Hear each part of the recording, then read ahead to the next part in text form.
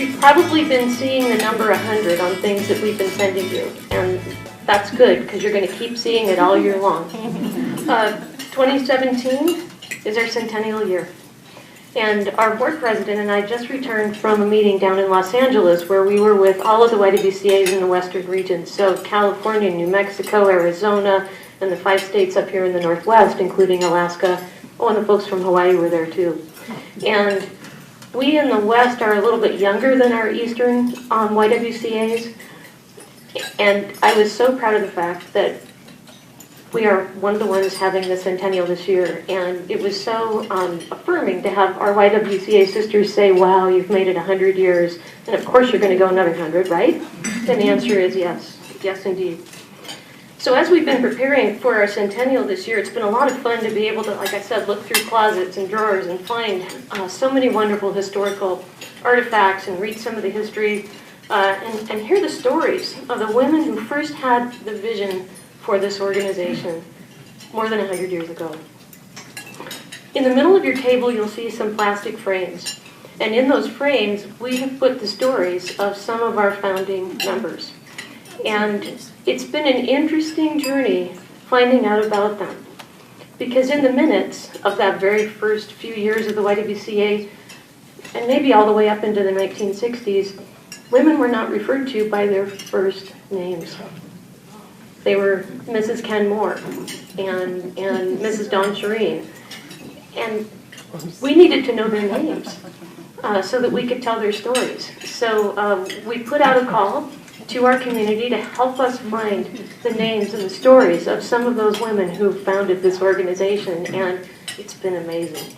So you'll note that the women on those little sheets have first names now. Yeah, that's very exciting.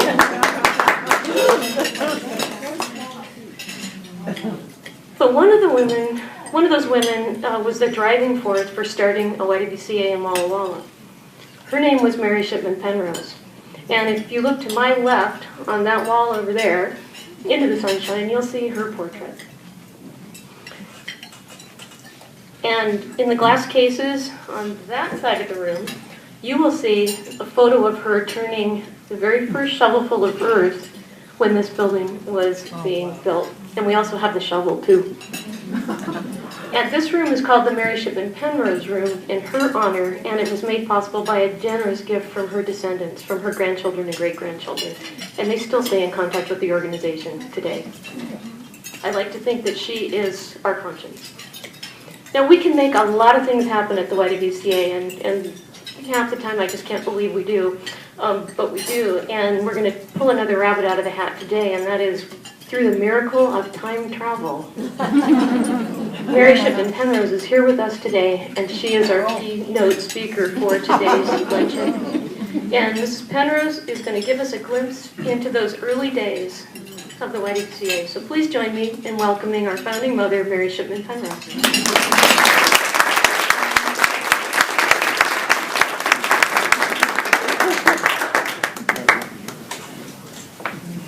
Good afternoon. I'm delighted to be able to be here this afternoon on this wonderful occasion as we mark the beginning of the celebration of Walla Walla YWCA Centennial Year. Let me introduce myself. Although I've been introduced very nicely, I'll say my name is Mary Shipman Penrose. My husband Stephen was the first president of Whitman College, and some of you may have heard he even named a library after it. I was born in Hartford, Connecticut on July 27th in 1868. I came to Walla Walla in 1896 as a new bride. My husband Stephen had come out west and was the first pastor at the Congregational Church in Dayton, which is not very far from here, as you probably know.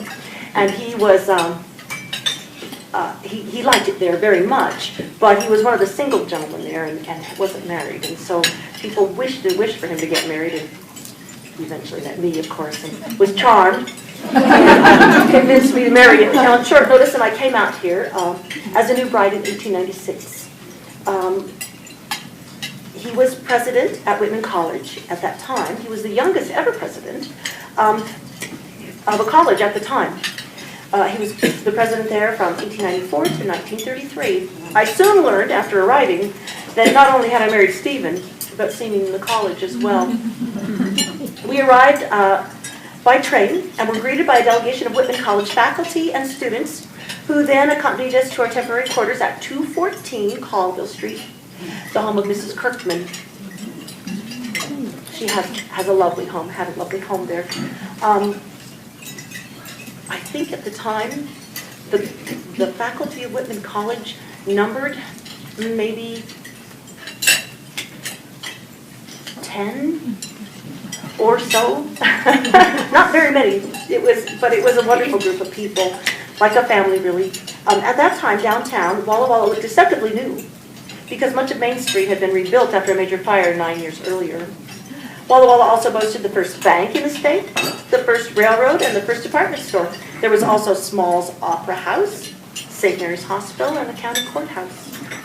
I was excited about my new home and quickly set to work finding my own niche and getting involved in life at the college and in the community. I became involved with the student YWCA group at Whitman, serving as an advisor, and in 1898 was recruited by Washington State Committee of the National YWCA to be an advisor for student YWCAs on other college campuses.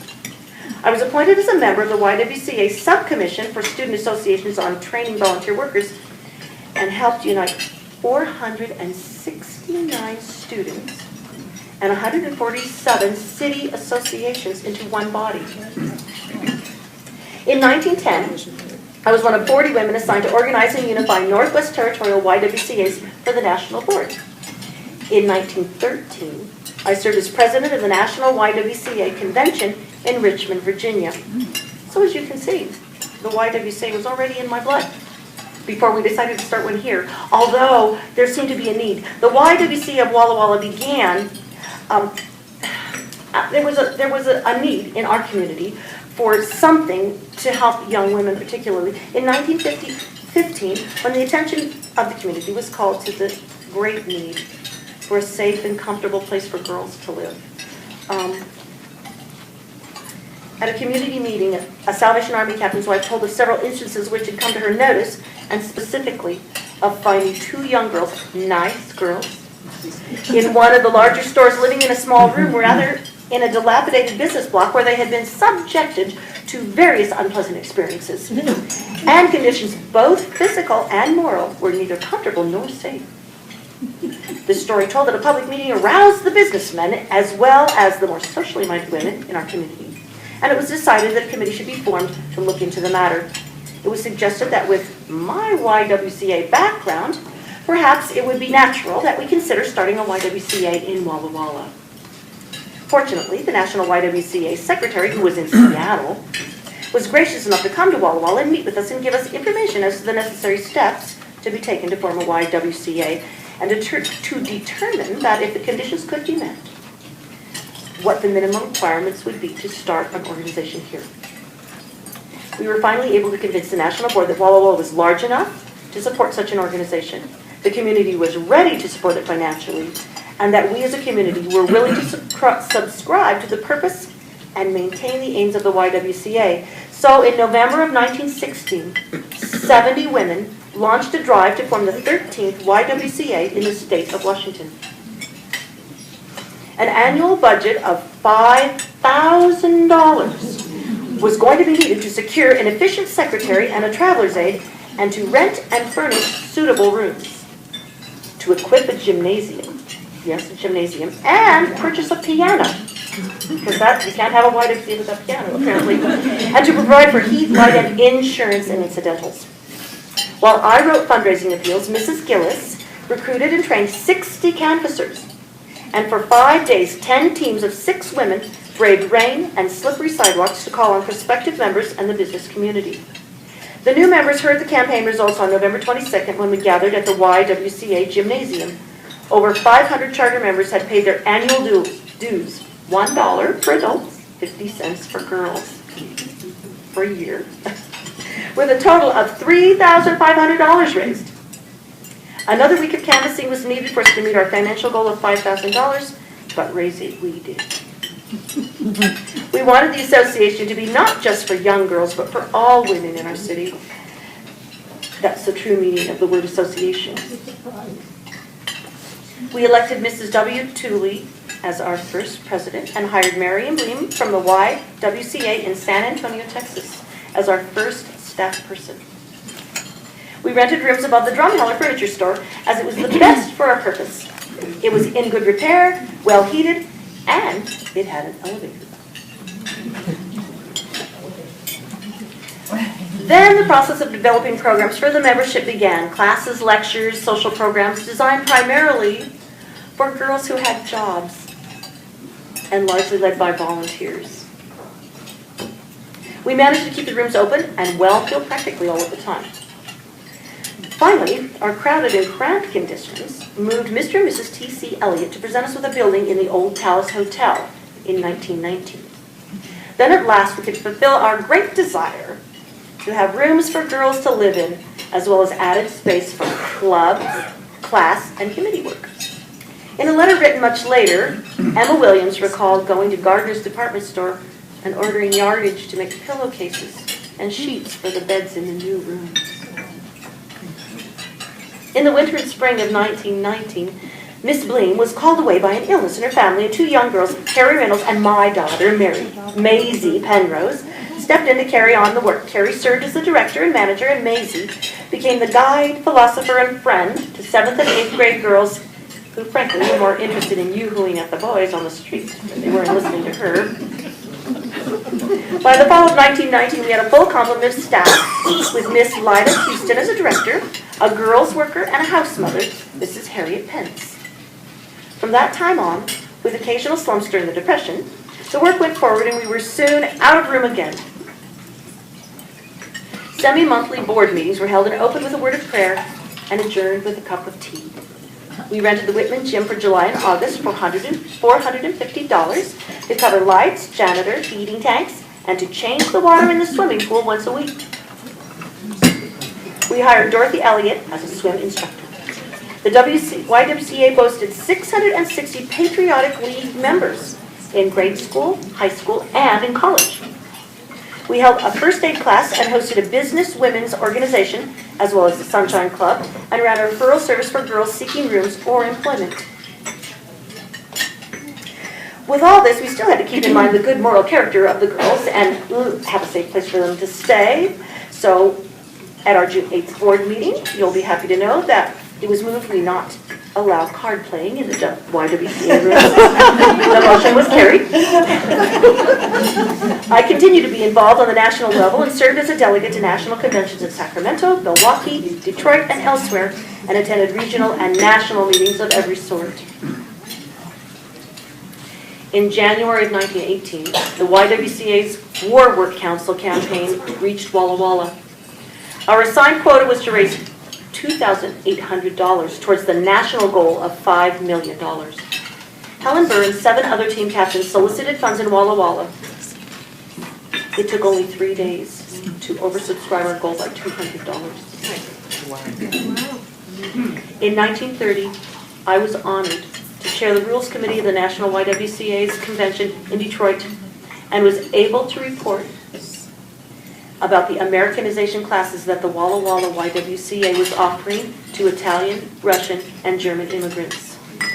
In 1936, the National Board named me an honorary life member of the YWCA. Through the years, the YWCA in Walla Walla has served the community through many programs, such as Girl Reserves, language classes, physical education classes, Mariposa, Happy Hearts, Newcomers, Women's Business Club, water exercise and swimming, fun factory, sewing and cooking classes, and advocating for women's rights and creating leadership. Serving on the YWCA Board of Directors has helped many women in our community to develop leadership skills and discover their own inner strength. On January 26, 1950, and Tommy Williams was there. I wish he was here today. He was just a little guy. I'd love to see him again. I was honored to turn the first shovel of dirt at the groundbreaking ceremony for this building. The property had been donated by the Park and Civic Arts Club of Walla Walla. If you've seen the picture from that day, you will see that I wasn't exactly warm, and I was bundled in my long navy wool coat and matching navy hat. Such a fashion statement that I have. Later in June of that year, my daughter Maisie unveiled that portrait of me that you see in the back of the room here. I'm proud to stand here today with all of you in this building that was only a dream when we started back in 1917. Today, the vision of a safe, secure, and respectable place to stay remains and has evolved into providing shelter to victims of domestic violence, offering advocacy and support groups, providing childcare and opportunities for building tomorrow's leaders and today's young women. What will happen in the next 100 years? Let's plan on being here again in 2117. Thank you.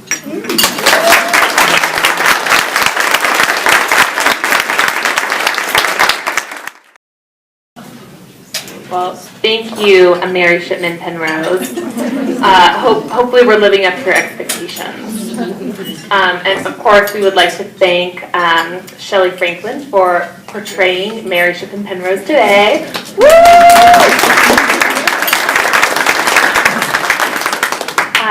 And much of the material for her story was actually taken from a book that was written by her granddaughter. So it's called Another Sort of Pioneer, Mary Shipman Penrose. It's actually a really fascinating story about her life and just those early days here in Walla Walla. Okay, so as part of our centennial celebration, we want to not only honor our founding mothers, but also all of the women who have inspired us and have had an impact on our lives and the lives of others. With that in mind, we are creating a full-color book as a tribute to these women. We invite you to help us out by sponsoring a page for a woman who has been inspirational to you. We want to hear her story and have her included in this keepsake. Our goal is to have 100 stories all together, and all the proceeds from the book will be invested in our Next Century Fund so that we can ensure the work of the YWCA continues for the next century. So in front of you, you have a white envelope, and inside you will find this card. Beautiful. So take a little time to look it over, and if you have someone special in your life or in your history that you would like to honor, please consider having her story included in the book. And then it should be released around next November, so right in time for all the holidays that are coming up, and just make a wonderful gift